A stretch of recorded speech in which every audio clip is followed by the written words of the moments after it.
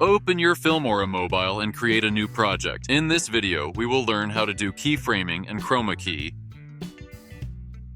Import your video that you want to keyframe and apply chroma key. Much better if your subject stands in front of a green screen for better results. Let's try to keyframe this dancing girl in the video.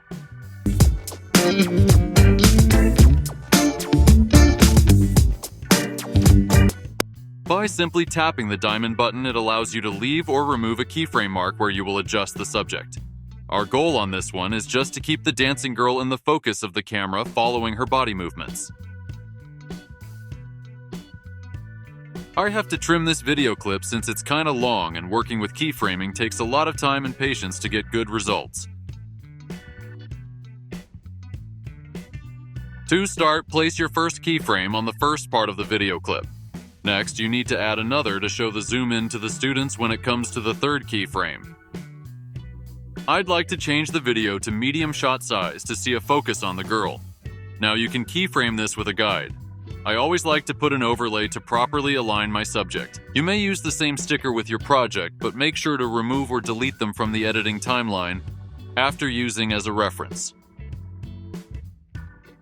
Here, even if you don't actually tap the diamond button, it will deploy itself marking that there were changes in a particular time. Even if you just adjust the video to the left or right, the diamond marks will automatically deploy.